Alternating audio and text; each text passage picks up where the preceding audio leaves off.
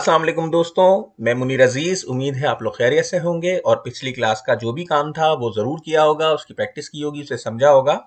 मैं आपको एक दफ़ा फिर कहता हूँ कि अगर आप लोगों को किसी भी किस्म की कोई प्रॉब्लम आती है या आपके जहन में कोई सवाल आता है तो आप मुझे कमेंट बॉक्स में ज़रूर लिखें।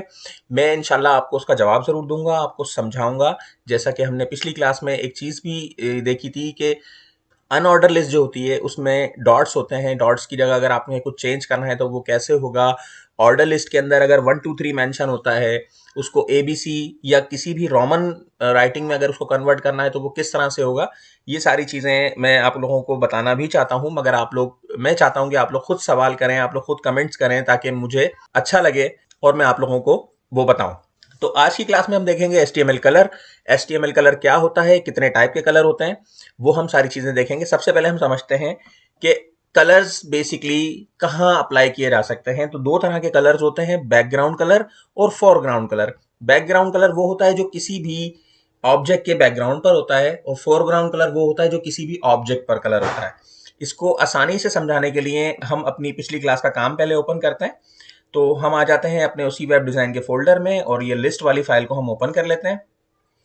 तो यहाँ पर आप देख सकते हैं कि ये जो डेफिनेशन लिस्ट और ये जितना भी कंटेंट या टेक्स्ट, इसको कंटेंट भी कहते हैं, इसको टेक्स्ट भी कहते हैं। तो ये जितना भी कंटेंट यहाँ पे मेंशन है ये सब इसका फोरग्राउंड है, और जबकि ये बैकग्राउंड पे जो आपको व्हाइट कलर नजर आ रहा है ये इसका बैकग्राउंड है। तो बैकग्राउंड और फोरग्राउंड उम्मीद है आप लोग समझ चुके होंगे।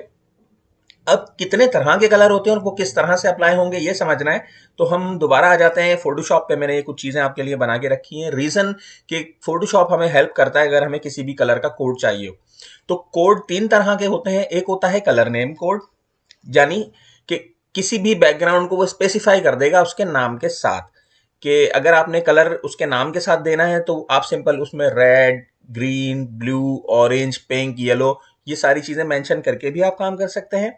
अगर आपको किसी कलर का कोड पता है, हेक्स नंबर यानी हेक्साडेसिमल नंबर, तो आप उसका हेक्स कोड भी यहाँ पे पेस्ट कर सकते हैं। तो ये किस तरह से होगा ये भी हम चेक करेंगे। और तीसरा होता है RGB नंबर, यानी रेड, ग्रीन और blue. RGB red, green, blue, और ये RGB की जो वैल्यू होती है वो 0 to 225 होती है।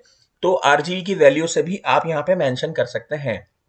ये डिपेंड करता है, अगर आपके पास किसी किस्म का कोई आर्ट वर्क आता है जिसमें कलर कोड मेंशन है तो वो चीज समझने के लिए आपको बहुत आसानी होगी अगर आप मेरी इस बात को बहुत अच्छे तरीके से समझ लेंगे।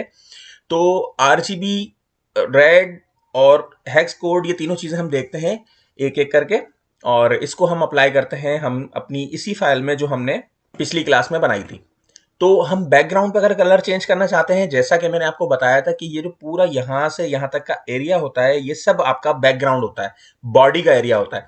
तो बॉडी की अगर बैकग्राउंड को मुझे चेंज करना है कि एक चीज होती है आपका टारगेट, दूसरी चीज होती है आपकी रिसोर्स।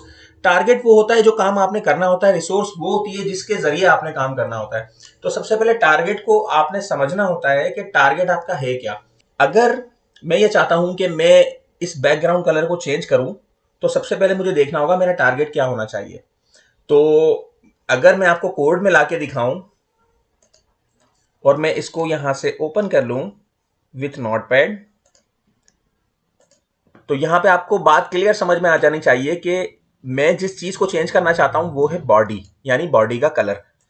क्योंकि आपको याद होगा मैंने लास्ट क्लास में बताया था कि ये जो पूरा व्हाइट एरिया है ये बॉडी होती है।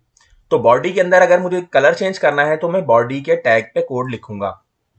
अब कोड लिखना कैसे है वो हम यहाँ पे देखते हैं। हम बॉडी के टैग के अंदर ही स्पेस देके लिखते हैं स्टाइल इक्वल्स टू का साइन लगा के हम डबल कोट्स ऑन करते हैं, डबल कोट्स ऑफ करते हैं, इसके बीच में हम अपना कोड लिखेंगे। तो यहां पर सिंपल मैं कोड लिखूंगा background dash colour colon, colon का मतलब इक्वल्स टू रेड। यहां से हम इसको सेव करते हैं, यहां पर आके हम इसको रिफ्रेश करते हैं तो देखें आपके सामने ये रेड कलर हो गया। तो काम के करने का तरीका सिर्फ हमें समझना है, वो बहुत ही सिंपल होता है कि आपने जिस चीज पे काम करना है, जो आपका टारगेट है, आपने उस राइट टारगेट को हिट करना होता है। तो अभी हमारा टारगेट बिल्कुल राइट था कि मुझे बॉडी यानी बैकग्राउंड के कलर को चेंज करना था। तो मैंने बॉडी के टैग के अंदर स्टाइल लिखा स्टाइल का कीवर्ड लिखने के बाद मैंने उसकी प्रॉपर्टीज को यूज किया बैकग्राउंड कलर और कॉलन लगा के मैंने कर दिया रेड। तो ये जो चीज मैंने मेंशन की इसको मैंने डबल कोट्स में लिखना था। तो यही तरीका हम फॉलो करते रहेंगे आगे भी। तो यहां से इसको चेंज करते हैं। अगर मैं यहां पे लिखना चाहूं पिंक, सेव किया कंट्रोल एस करके, तो ये देखें आप यहां पे पिंक नजर आ रहा है आपको। तो हर वो कलर जो कलर के नाम से पहचाना जाता है, जाना जाता है, उसको तो आप बाय नेम भी लिख सकते हैं। अब मिसाल के तौर पे मुझे इस पिंक से थोड़ा सा लाइट पिंक चाहिए, तो मैं अपने कोड में यहां पर ये कभी भी नहीं लिखूंगा कि थोड़ा सा पिंक या थोड़ा सा हल्का पिंक। तो मैं या तो यहां पे पिंक लिखूंगा या मैं पिंक यहां पे नहीं लिखूंगा। तो वो जो थोड़ा सा हल्का पिंक की जब बात आती है तो वहां पे फिर हमें कलर कोड्स यूज करने पड़ते हैं। वो कैसे होंगे वो भी हम देखते हैं। तो ये हो गया हमारा बॉडी का background colour equals to pink. हम यहां पे कुछ और कलर देख लेते हैं। येलो, कंट्रोल एस से सेव किया, तो यहां पे देखें ये येलो आ गया। तो ये हो गया हमारा बैकग्राउंड। अब मैं अगर फोरग्राउंड पे काम करना चाहता हूं तो मेरे पास दो ऑप्शन है जो समझने वाली चीज है। बॉडी का जो फोरग्राउंड है वो यहां से यहां तक है, ये पूरा बॉडी का फोरग्राउंड है। अगर मैं पूरे फोरग्राउंड को एक कलर करना चाहता हूं तो मैं बॉडी के टैग के अंदर ही फोरग्राउंड मेंशन कर दूंगा। और अगर मैं तमाम चीजों को अलग अलग स्पेसिफाई करना चाहता हूं तो मुझे उन तमाम चीजों पे अलग अलग करना पड़ेगा। मिसाल के तौर पे हम यहां पे लिखते हैं कलर, इस कोट्स के अंदर ही हम लिखेंगे। यहां पे हम लगाएंगे सेमी कॉलन।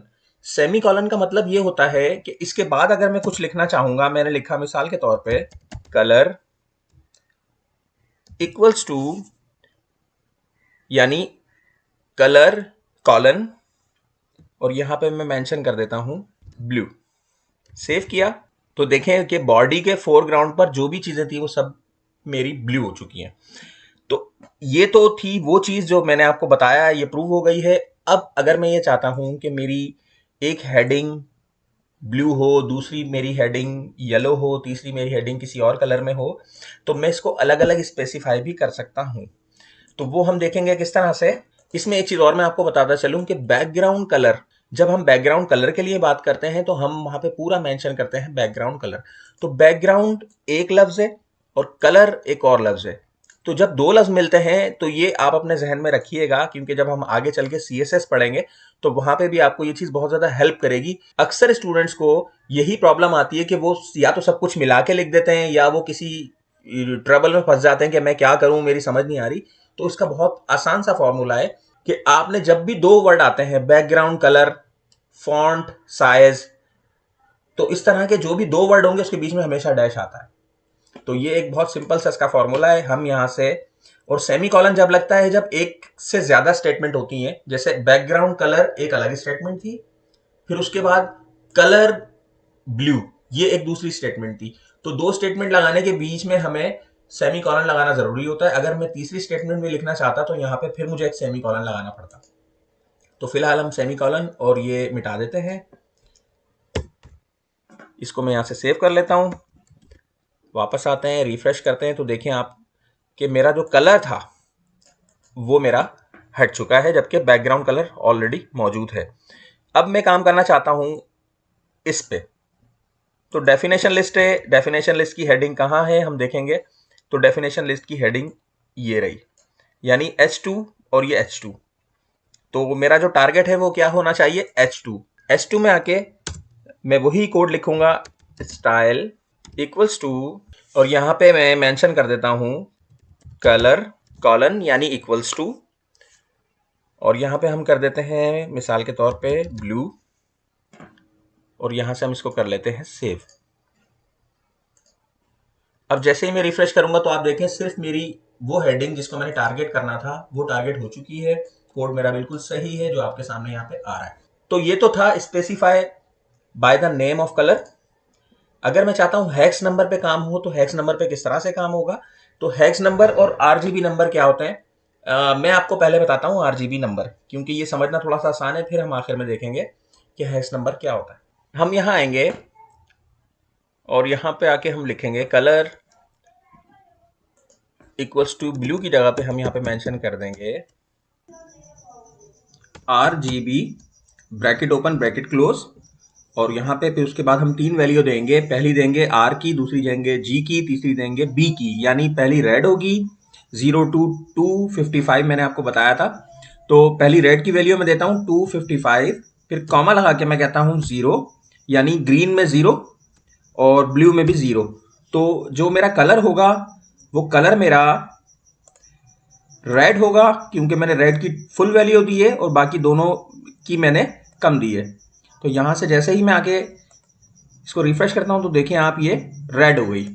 ठीक, इसको ही अगर मैं ग्रीन करना चाहूं तो उसके लिए सिंपल मैं इस कोड में थोड़ी सी चेंजिंग करूंगा कि मैं यहां पे कर दूंगा 0, यानी रेड 0 और ग्रीन जो है 255 और ब्लू को भी 0।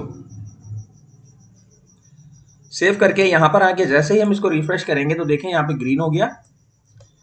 बिल्कुल इसी तरह से अगर मैं ब्लू करना चाहूंगा तो यहां पे मैं 0 देके और यहां पे मैं 255 कर दूंगा। फिर यहां पे आके हम इसको रिफ्रेश करेंगे तो यहां पे आपको ब्लू कलर नजर आ रहा है। तो बेसिकली RGB 3 वो बेसिक कलर हैं जिनकी मदद से दुनिया का कोई भी कलर बनता है। इनकी वैल्यूज को कम या ज्यादा करके आप दुनिया का कोई भी कलर क्रिएट कर सकते हैं। तो इसलिए इसका कॉम्बिनेशन होता है, तीनों कलर मैंने आपको प्रूव कर दिए कि किस तरह से होगा। अगली हेडिंग पर आ जाते हैं जो कि ऑर्डर लिस्ट है। इस पर हम काम करेंगे हेक्स नंबर पे। हेक्स नंबर पे काम करने का तरीका वही है कि हम यहां पर आके लिखेंगे स्टाइल इक्वल्स टू, और उसके बाद मैं हैश लगा के जो भी मेरा कलर कोड होगा वो मैं दूंगा। अब ये किस तरह से मुझे पता चलेगा, इसलिए मैंने फोटोशॉप यहां पे रखा था। मिसाल के तौर पे मैं इसको क्लिक करके यहां से कोई भी एक कलर चाहता हूं कि बन जाए।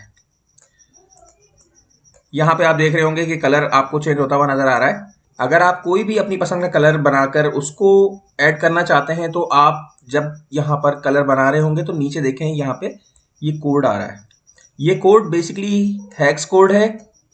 मैं यहां से इसको कॉपी कर लेता हूं और यहां पर आके मैं हैश के साथ इसको पुट करूंगा। तो मैंने लिखा स्टाइल कलर कॉलन और यहां पे मैंने कर दिया हैश के साथ ये कोड। तो अब देखते हैं कि क्या होता है। यहां पे देखें आपको वही कलर मिल गया जो कलर आपको चाहिए था। यही कलर अगर आप RGB में करना चाहते हैं डेफिनेशन लिस्ट का, तो किसी भी हैक्स कोड का RGB कोड भी आपको फोटोशॉप प्रोवाइड करता है। इवन के CMY के भी एक कलर स्कीम होती है जो कि ग्राफिक्स के स्टूडेंट्स जानते हैं। तो CMY के हेक्साडेसिमल नंबर और RGB कलर वैल्यू, ये तीनों चीजें आपको फोटोशॉप के अंदर आराम से मिल जाती हैं किसी भी कलर की। मिसाल के तौर पे यही कलर अगर मैं हेक्साडेसिमल के अलावा मैं चाहता हूं कि ये RGB की वैल्यू क्या बनेगी, तो वो भी यहाँ पे हम इजीली देख सकते हैं। यहाँ पर अगर आप देखेंगे तो आर है 193, यानी रेड 193 है, ग्रीन की वैल्यू है 13 और ब्लू की वैल्यू है 195। अगर यही वैल्यू मैं यहां पर भी डाल के देखता हूं 193, यहां पर आके हम कहते हैं 193 दूसरी वैल्यू है ग्रीन की 13 और तीसरी वैल्यू है 195। कंट्रोल एस करके सेव किया। अब जब मैं इसको रिफ्रेश करूंगा तो यही कलर यहां पर भी आ रहा होगा। ये देखें, यहां पे देखें आपको ह्यू सैचुरेशन और ये CMYK की वैल्यू भी यहां पे आपको नजर आ रही है। तो फोटोशॉप पे आप कोई भी कलर बनाना चाहें तो आप इजीली बना सकते हैं। कोई कलर अगर आपके पास है, उसका कोड आपको चाहिए, तो वो सिर्फ आप कलर पिकर से जैसे ही उस कलर को पिक करेंगे, यहां पे आप देखिएगा वैल्यू चेंज हो रही है।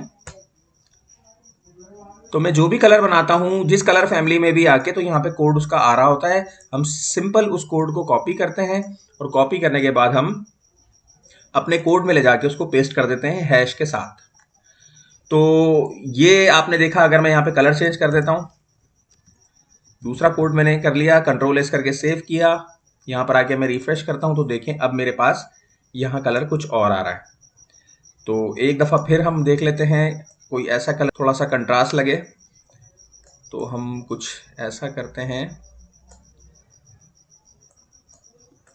ये वही बात आ गई जो मैंने कहा था कि थोड़ा हल्का सा पिंक और थोड़ा तेज पिंक, तो वो सारी चीज़ें आप लोग यहाँ पे मेंशन कर सकते हैं। तो यहाँ से आके ये कोड हम लेते हैं और इस कोड को हम पेस्ट कर देते हैं यहाँ पर। कंट्रोल एस सेव किया, यहाँ से F5 के जरिए भी आप इसको रिफ्रेश कर सकते हैं। तो देखिए आप इस पिंक में और इस पिंक में आपको फर्क साफ नजर आ रहा है। तो hex code, colour by name और RGB वैल्यू तीनों हमने देखी, और उम्मीद है क्लास को आपने एंजॉय किया होगा। इसकी प्रैक्टिस कीजिए, क्योंकि जब आप कलर्स के अंदर खेलते हैं आपको बहुत अच्छा लगता है। और बहुत जल्द हम CSS लेकर आएंगे, जिसमें हम देखेंगे कि किस तरह से कलरफुल काम किया जाता है। CSS के जरिए किस तरह से किसी पेज को बहुत ज़्यादा खूबसूरत बनाया जाता है। इसकी प्रैक्टिस कीजिए। मिलते हैं इंशाल्लाह मेरी अगली वीडियो में। जब तक के लिए अल्लाह हाफिज़।